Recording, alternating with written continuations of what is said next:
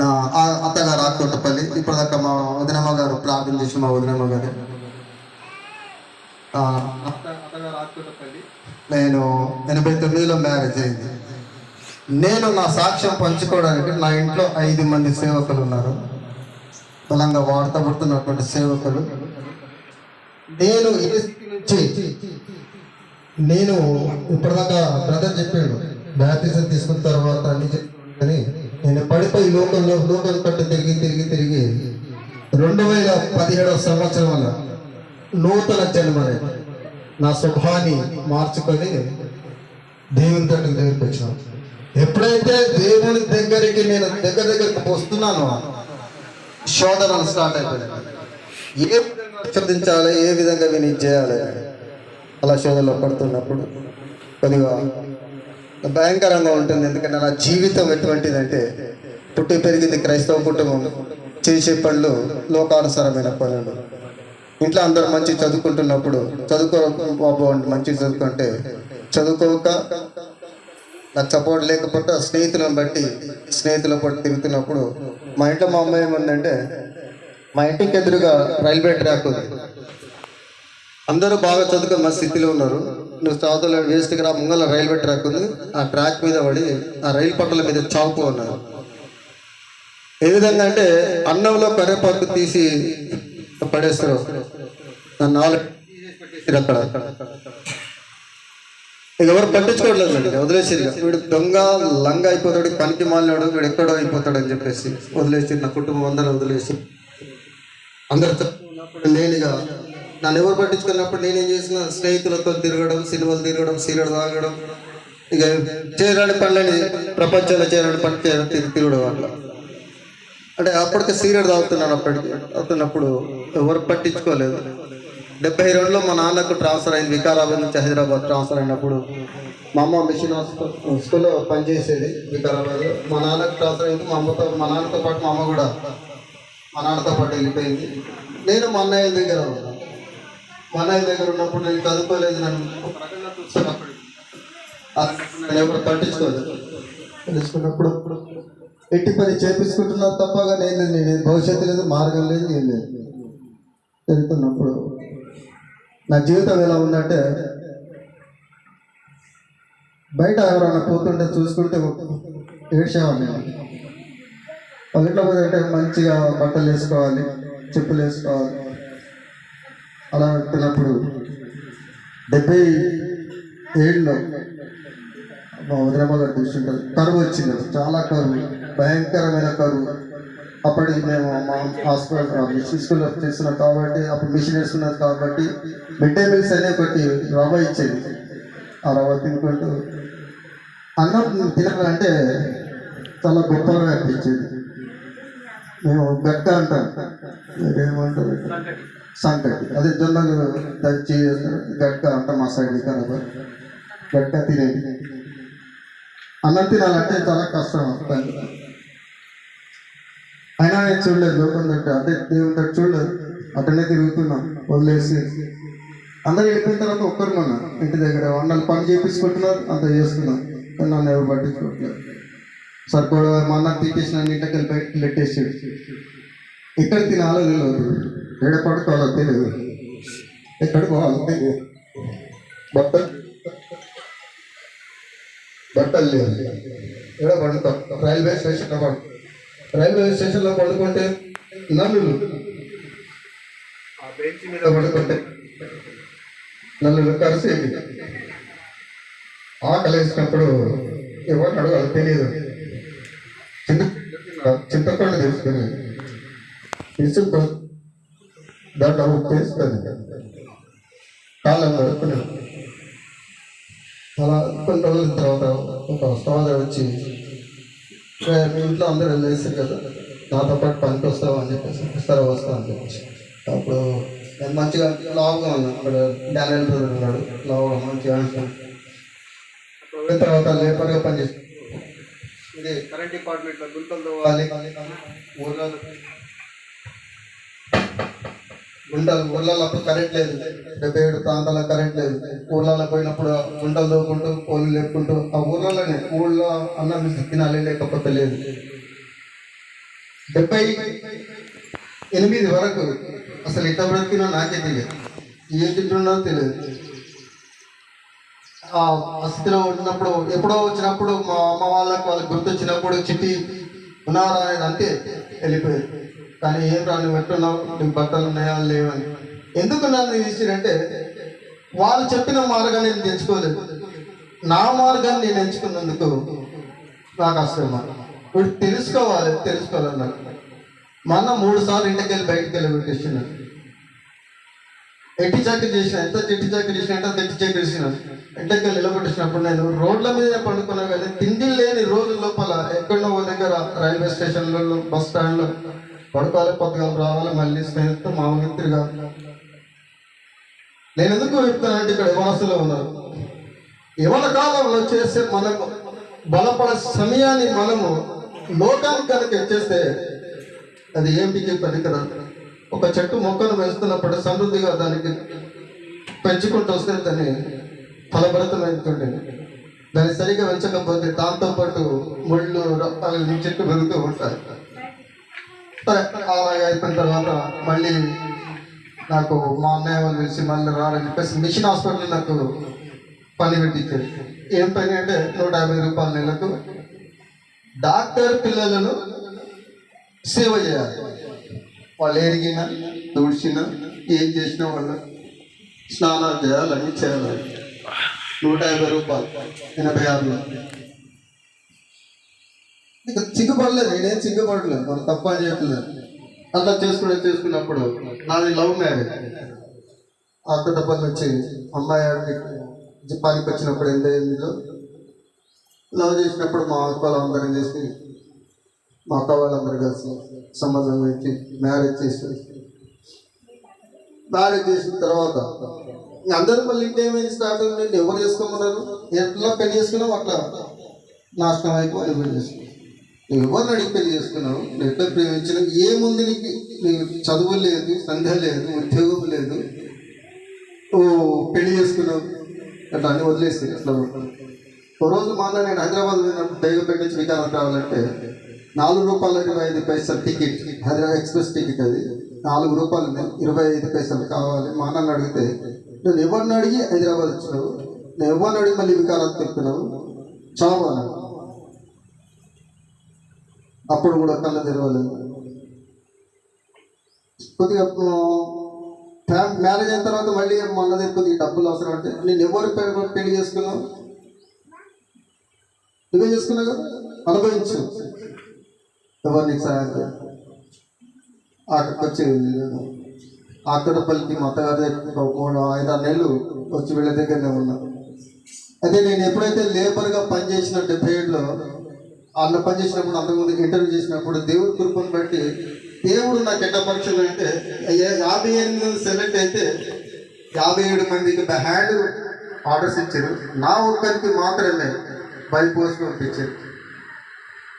Second Saturday, Sunday, Monday 26 జనవరి 3 holidays వచ్చినాయి. Post man రావడం, అందరు జాయిన్ అయిపోయి అన్న కొడుకు మొన్న ఇట్లా అయిపోయి వస్తున్నాడు రాడట్టు చెప్పేసి అబద్ధం చెప్తున్నాడు అని చెప్పేసి ఆ నాన్నకి జాబ్ వచ్చింది, అందరు జాయిన్ అయిపోయారు. అంటే నేనేమనుకున్నానంటే వీడు ఇట్లనే వస్తాడేమో వికారాబాద్కు, ఇప్పుడు వస్తాడు చెప్తున్నాడు అని చెప్పేసి నేను అనుకున్నాను. కాదన్నా నిజంగా వచ్చిందంటే అప్పుడు కూడా ఎవరు లేరు, అందరు జాయిన్ అయిపోయారు.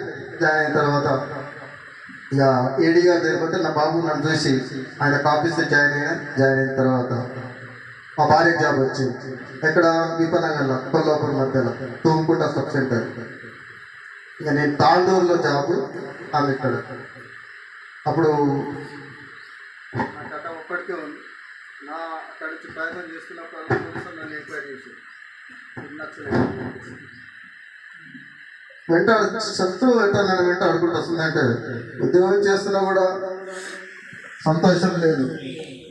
లారీలో అలా వస్తుంటే పోలీసులు ఎంక్వైరీ చేయాలి, టెంపరీ దిగిందో చూడాలన్నాను. విడబోడు విపనగర్లో దిగిన తర్వాత నన్ను 6 నెలలు ఎంక్వైరీ చేశాను. ఐడెంటిటీ కార్డు తీసుకొచ్చి ఈ ఔరుపల్లి ఒక ఆయన రెడ్డి, అక్కడ కానిస్టేబుల్గా పనిచేస్తాను, దేవస్తోత్రం అక్కడ. ఆయన పరిచయం అయిన తర్వాత మా భార్యకు 6 నెలలు మా ఊరంతా నల్లుడే అని చెప్పిన తర్వాత నన్ను పోలీసులు వదిలేస్తారు. ఇంకా అక్కడి నుంచి పిల్లలు వద్దని చెప్పేసి ప్రాపర్టీ చేసుకుంటే అద్దమ్మలకి వెళ్ళిపోయింది. ఒక్కొక్క శ్రమ ఎలా ఉందంటే తీసుకుపోయి హాస్పిటల్ జాయిన్ చేసిన గాంధీ హాస్పిటల్లో 91లో రాజీవ్ గాంధీ చనిపోతాడు. ఆపరేషన్ థియేటర్ తీసుకపోవాలి ఇట్లా మా భార్యను. రాజీవ్ గాంధీ యాక్సిడెంట్ ఆయన చనిపోయినప్పుడు మొత్తం హాస్పిటల్ జాయిన్ చేశాడు. ఆ పరిస్థితి అది రిక్వెస్ట్ చేస్తే అప్పుడు ఆ కాలంలో ప్రొఫెసర్కి 5,000 చేతులు పెడితే అప్పుడు ఎండాకాలంలో తీసుకొని ఆపరేషన్ చేయాలంటే చేసినాడు. హాస్పిటల్ జాయిన్ చేసిన తర్వాత అప్పటికి 91లో మా చెల్లెలు పెళ్లి చేసిన తర్వాత ఆమెకు 1,500 రూపాయల కట్నం ఇవ్వాలి, బడి బస్ అని అంటారు కదా అవి ఇవ్వాలి. నా భార్య ఆపరేషన్ అయ్యి 3 గంటలు పెట్టి మీద ఉంది. మా చెల్లెలు మా బావ వచ్చి అలా నాకు 1,500 కావాలి, బడి బస్ అని కావాలి.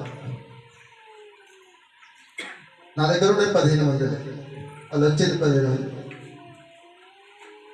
ఏం చేయాలి? పేయింగ్ రూమ్ తీసుకున్న వాళ్ళకి ఇచ్చేసి నేను రైల్వే స్టేషన్లో పడతాను. తెల్లారు వచ్చి ఏదైనా కావాలన్నా సొంత వదిలే 3 గంటలు అయిపోయినాయని తెల్లారు కూడా మనసు లేదు. సొంత చెల్లెలు రకం వస్తున్న చెల్లెలు కూడా డబ్బులు తీసుకుంటూ రూమ్లో పడుతున్నారు. సామాన్లు లేవు, మా అత్తగారు ఇచ్చిన సామాన్లు పలానా దగ్గర ఉంది తీసుకొని వెళ్ళిపోమంటే తీసుకొని వెళ్ళిపోయారు.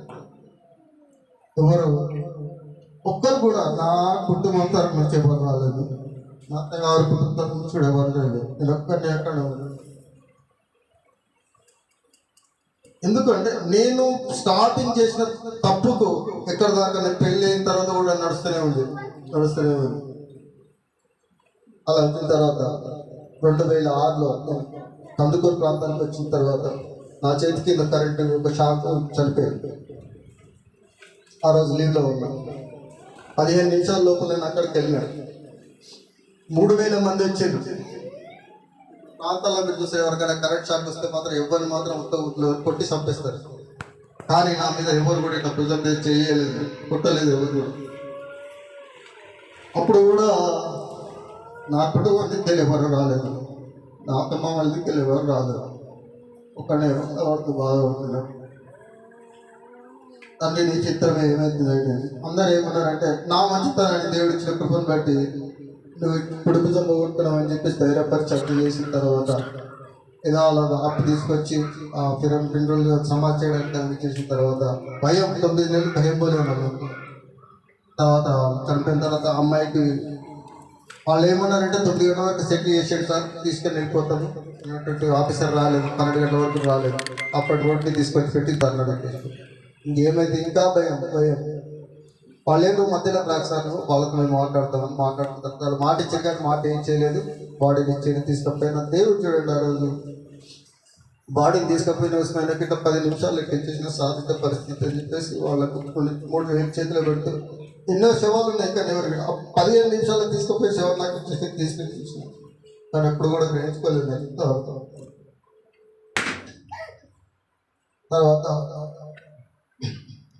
నా భార్యకు మళ్ళీ ఒకసారి ఆపరేషన్ 2017లో నీమ్స్లో అడ్మిట్ చేసిన. కరెంట్స్ ప్రాబ్లం, అప్పుడు డబ్బులు లేవు. హాస్పిటల్లో జాయిన్ చేసిన కానీ నీమ్స్లో నా దగ్గర డబ్బులు లేవు, ఏం లేవు. కరెంట్స్ ఉన్నాయి, నచ్చలేని నోట్లు ఉన్నాయి.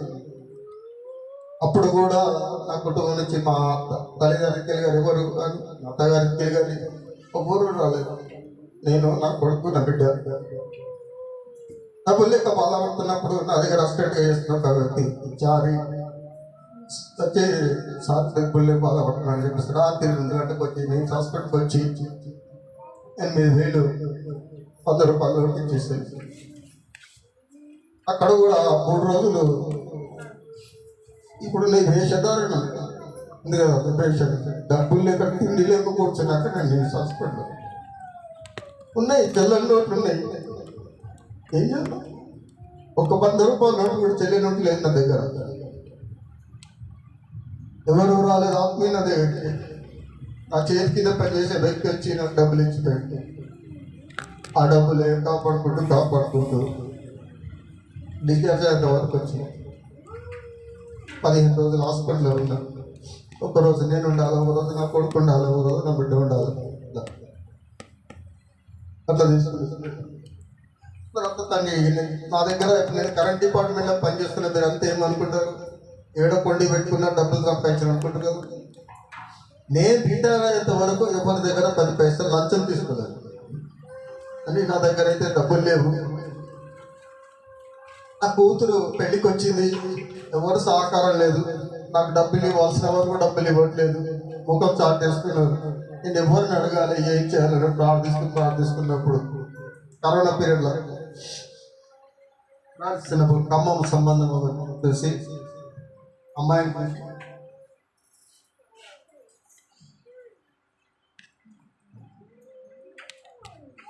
సంబంధం వచ్చింది. ఎలాంటి సంబంధం వచ్చిందంటే అబ్బాయికి 35 లక్షల జీతం. ఇక నేను ఎంత ఇవ్వాలి?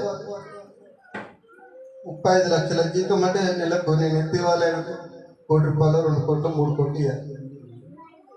చిల్లి గవ్వలు నా దగ్గర లేవు. అందరూ అనుకుంటారు. ఇప్పుడు నేను చూస్తుంటే సాఫ్ట్వేర్ మస్తుకుంటే డబ్బులు ఉండదు, మంచిగా ఉండొచ్చు అని అందరూ అనుకుంటారు.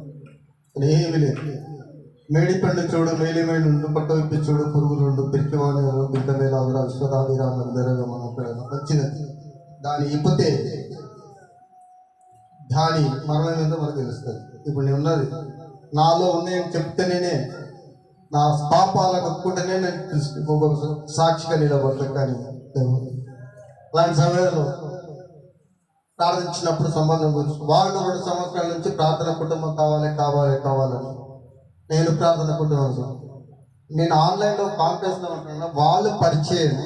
మీరు ఎక్కడ నేను ఖమ్మంలో ఇట్లా ఎల్ఈఎఫ్ సంవత్సరం ఆన్లైన్ కాన్ఫరెన్స్ పేరులో ఉంటున్నానంటే వాళ్ళకి పరిచయం అంటే అబ్బాయి వాళ్ళు అక్కడ వాకప్ చేసుకొని వీళ్ళు ఏంటి మీకు ఇంత పరిచయం అంటే చాలా మంచి కుటుంబం, ప్రార్థన కుటుంబం అని చెప్పేసి ఒక సాక్ష్యం ఇచ్చిన. అదే సాక్ష్యంతో వాళ్ళ ఇంటికి వచ్చినప్పుడు ఎట్లా వచ్చినట్టు అమ్మాయిని చూడడానికి స్వీట్ బాక్స్ తీసుకొని వచ్చి, నాకు తెలియదు, వచ్చి ఎప్పుడవుతారు నా బిహేవ్ నాకు ఉంటుంది, వచ్చి మాట్లాడి అమ్మాయి మా అమ్మాయి అని చెప్పేసి స్వీట్ తినబెట్టేసి వెళ్ళిపోయింది. నేనేం చేసింది కూడా లేదు. అంతా దేవుడే చేసుకుంటూ వస్తున్నాడు. వెనకాలన్నా నేను ముందు నుంచి గైడ్స్ కలిగి వెళ్ళిపోయిన తర్వాత మళ్ళీ వారం రోజుల తర్వాత వాళ్ళ ఇంటికి మేము వెళ్ళాలి. మళ్ళీ ఎంత కట్నం అడుగుతారో ఏమని భయంతో పోయినా నేను. ఆ పైసా కట్నం లేకుండానే మా అమ్మాయిని పెళ్లి చేసుకున్నారు. మంచి ప్రార్థన. ఈరోజు కూడా నా బిడ్డలు ఎంత చూసుకుంటున్నారంటే సొంత కూతురులాగా చూసుకుంటారు. ఆమె తోడు కోడలు ఉంది, సొంతంగా చెల్లెలాగా ఉంటారు. నేను అనుకున్న తండ్రి, నేను ఇన్ని రోజులు నన్ను నా వెనుక ఉండి నన్ను ఇంత బలపరుస్తూ వస్తున్నా, నేను చూడలేకపోయా. ఇంతగానో నాకు ఎన్నో మేలు చేసుకుని అద్భుతాలు చేసుకుంటూ వచ్చినప్పుడు నేను నా బతికేంటి అని చెప్పేసి తెలుసుకున్నప్పుడు ఓకే అయింది. ఓకే అయిన తర్వాత మ్యారేజ్ పెట్టుకోవాలి. మ్యారేజ్ పెట్టుకోవడానికి ఖమ్మం పోయినా. ఆగస్టు 15వ తారీఖు మా అమ్మ కింద పడ్డది. ఇక్కడ సడుగు అంటే బాల్ ఉంటుంది, 92 సంవత్సరాలు. తెల్లారి 17వ తారీఖు నాడు వచ్చి ఆపరేషన్ చేసిన. 3 రోజులు బెడ్ లేవలేదు. మా అమ్మ తిట్టిన, ఎందుకమ్మా నాటకం చేస్తున్నామమ్మా, లేవమ్మా అందరు లేస్తారు తిట్టుకుని. ఈరోజు నేను బాధపడుతున్నా, తిట్టినందుకు బాగా అనిపిస్తుంది. 3 రోజుల తర్వాత ఇంటికి తీసుకెళ్ళిన తర్వాత నమ్ముతారు ఈ పక్క ఇక్కడ నుంచి అంత మొత్తం పాలు పొంగితే బుగ్గలు ఉండదు. ఈ శరీరం అంతా తెలియదు. బెడ్ సోర్సెస్ వచ్చి బోర్ కింద పడుతుంది. డాక్టర్ తిట్టి చేసాడు. మా చెల్లెల్ని ఆడపిల్ల దగ్గర ఎవరు ఉండాలమ్మా? ఆడపిల్ల ఉండాలి, బిడ్డ ఉండాలి. ఇల్లు రాసేస్తే అమ్మకు సేవ చేస్తాను కదా చెల్లెలు. డాక్టర్ తిట్టి డ్రెస్సింగ్ చేసి, అమ్మ భక్తిలో ఉంది, నీ తల్లి పంచంకిల నుంచి పడకుండా ఇక్కడే ఉండి చూడన్నాడు. కన్న తల్లి డ్రెస్సింగ్ చేసిర్రు.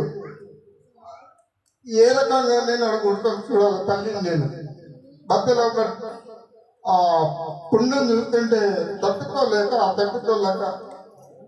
ఆ రోజంతా ఏ పని చెప్పుకోలేని పరిస్థితి నాకు. ఏడ్చి ఎట్టుంటే ఎందుకు ఇస్తావా అమ్మనే కదా అంటే అమ్మనేమో కన్నా తల్లి కొడుకునే కానీ నేను ఎలా ఉంటా తల్లి మీద వెళ్ళినవాడు. ఒక బిడ్డ ఉంటే చూసుకుంటే బాగుంటుంది చెప్పేసి అంటే అక్కడ ఉన్న ఆయన వచ్చి అన్న ఏం బాధపడకన్నా డ్రెస్ ఇంత నేను చూసుకుంటే దగ్గర ఉండని చెప్పేసి రోజుకు 1000 రూపాయలు వాళ్ళు మాట్లాడుకొని అమ్మ దగ్గర వెళ్ళబడి